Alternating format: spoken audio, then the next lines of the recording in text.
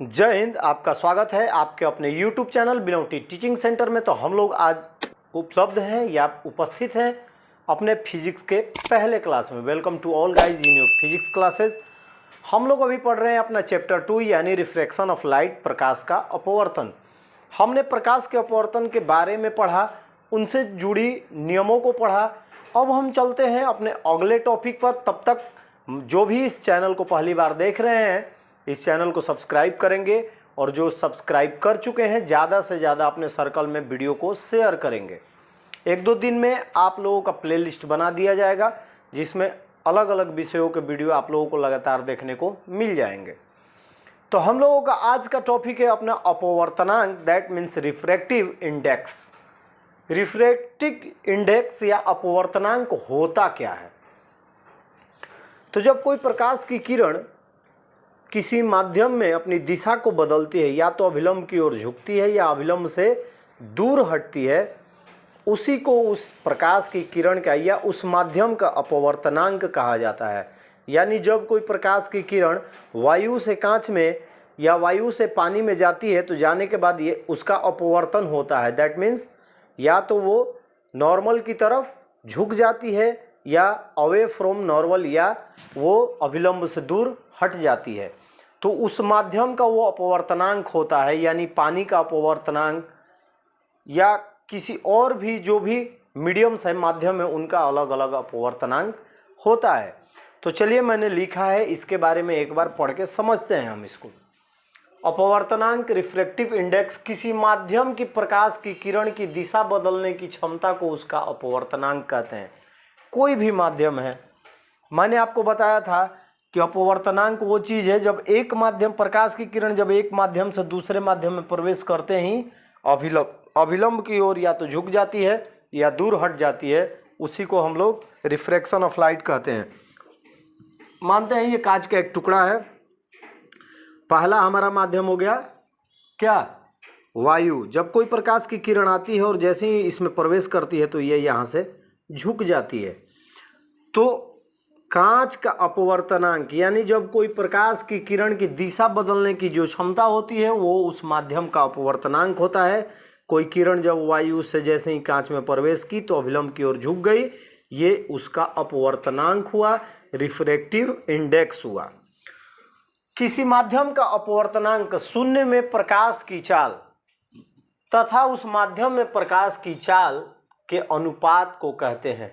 यानी वैक्यूम में speed of light यानी जीरो में जो प्रकाश की चाल है और उस माध्यम में जो प्रकाश की चाल है, इसके अनुपात, दैट मीन्स बटा में बैठाने की जो प्रक्रिया है, उसी को हम लोग इसका अपवर्तनांक, किसी प्रकाश की किरण का या किसी माध्यम का अपवर्तनांक कहते हैं। इट रिप्रेजेंटिंग द अमाउंट और extent of a bending of light when in passes from one medium to another. जब कोई प्रकाश की किरण किसी एक माध्यम से दूसरे माध्यम में जाती है और उसके दिशा बदलने की जो क्षमता होती है, उसी को हम उस माध्यम का अपवर्तनांक कहते हैं। Refractive index of medium is the ratio of the speed, यहाँ पे एन लिख दिया था।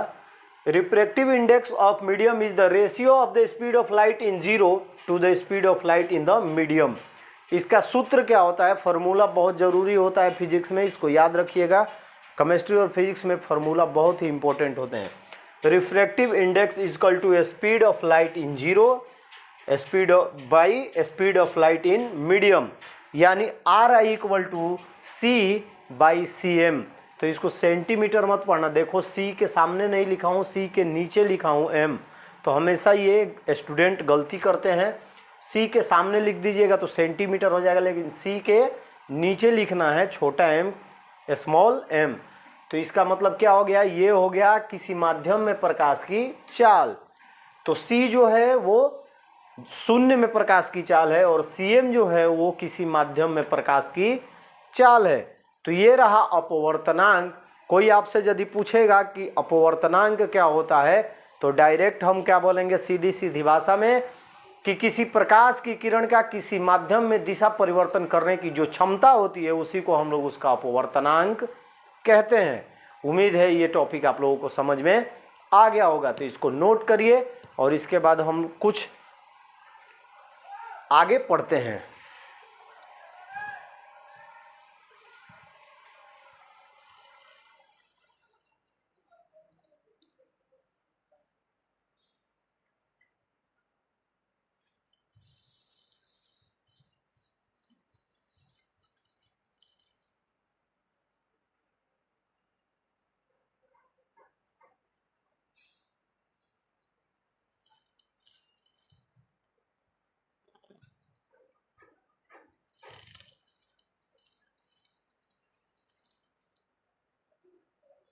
हम लोगों ने पढ़ा अपवर्तनांक, तो अपवर्तनांक में भी अब पढ़ेंगे आगे कि अपवर्तनांक किस प्रकार से होता है और कौन कौन से माध्यमों में या कौन कौन से सब्सटेंस का किस प्रकार से रिफ्रैक्टिव इंडेक्स होता है।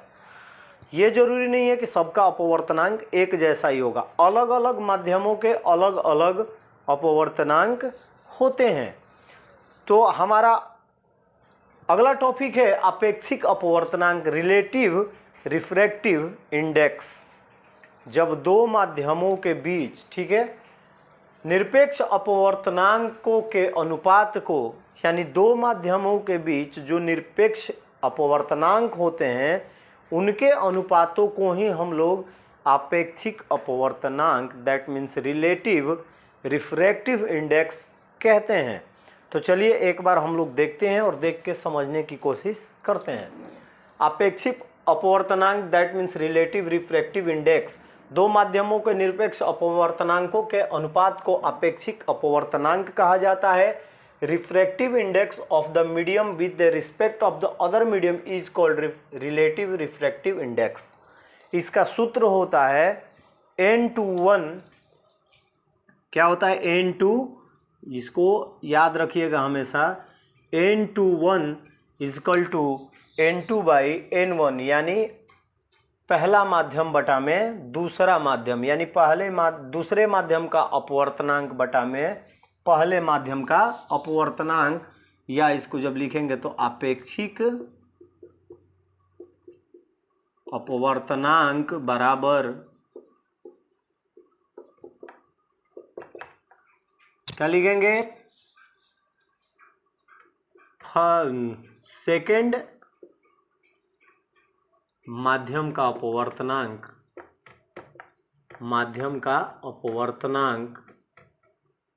यहाँ पे मैं बिंदु दे रहा हूँ, स्पेस नहीं है तो, बटा में फर्स्ट माध्यम का अपवर्तनांक। ये इसका सूत्र होता है, अपेक्षिक अपवर्तनांक बराबर दूसरे माध्यम का अपवर्तनांक बटा में पहले माध्यम का अपवर्तनांक, that means second medium of relative refractive index बटा में first medium relative refractive index. तो ये आप लोग हमेशा ही याद करिएगा, याद करके रखिएगा, क्योंकि आंकिक प्रश्न जो है आपके सूत्र पे ही काम करते हैं। उस समय नहीं याद करेंगे तो कुछ समझ में आने वाला नहीं है। चलिए, मैंने कुछ मोस्ट इम्पोर्टेंट सब्सटेंसों को लिया है और उसका एक चार्ट बनाया है जिसका अपवर्तनांक आपके सामने लिखा हुआ है।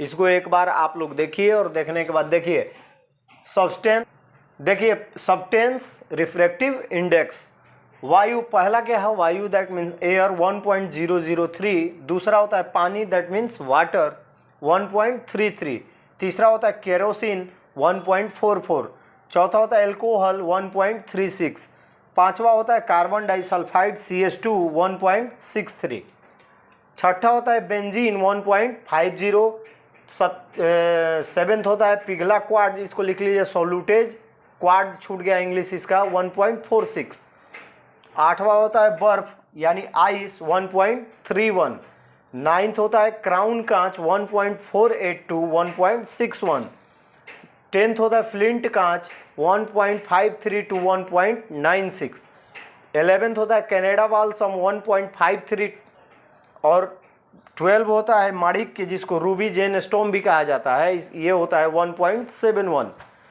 तो दो तीन और भी लिखने हैं जिसमें सबसे ज़्यादा अपवर्तनांक हीरे का होता है, दैट मीन्स डायमंड का होता है।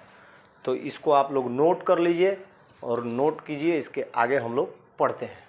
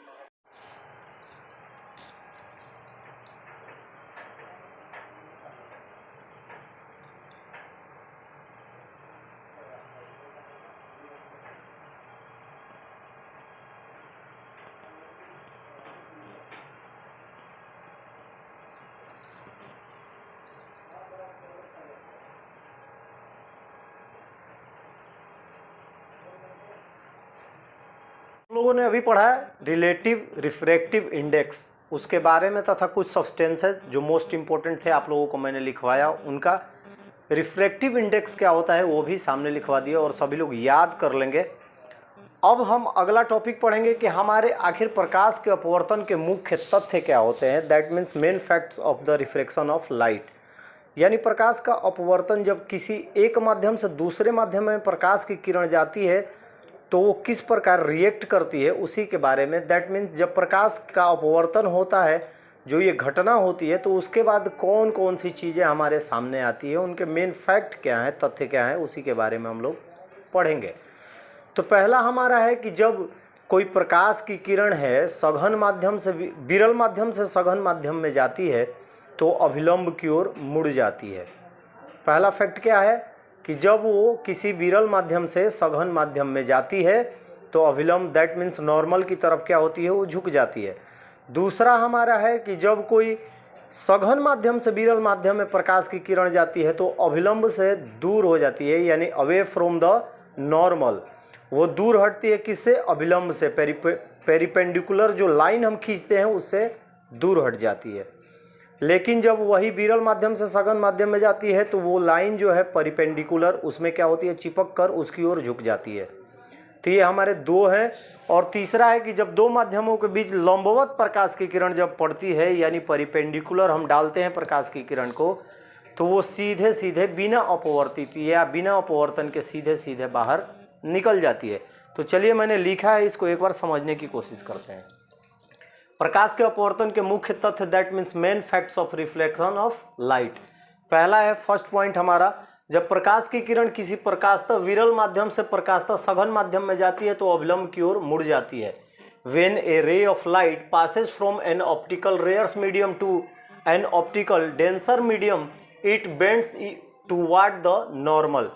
यानी जब विरल और सघन, विरल है, मैंने आपको बताया था कि विरल माध्यम वो होते हैं जिनमें परमाणुओं में जो परमाणु का निर्माण होता है उनके बीच अणुओं की जो है वो स्पेस ज़्यादा होते हैं, और सघन माध्यम वो होता है जिनमें अणुओं स्पेस नहीं छोड़ते, वो एक दूसरे से चिपक कर रहते हैं। तो पानी, मिट्टी, पानी हो गया विरल माध्यम, यानी वाटर जो है एक विरल माध्यम किसकी अपेक्षा, मिट्टी की अपेक्षा। मिट्टी जो है वो ठोस होता है और वाटर जो है वो क्या होता है, वो लिक्विड रूप में रहता है।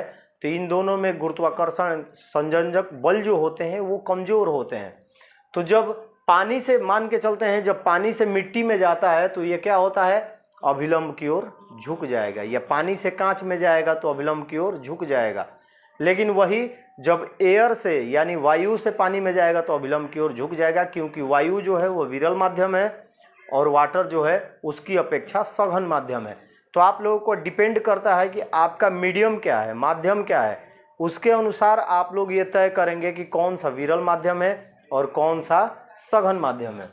दूसरा पॉइंट है, जब प्रकाश की किरण किसी प्रकाशतः सघन माध्यम से प्रकाशतः विरल माध्यम में जाती है तो अभिलंब से दूर हट जाती है।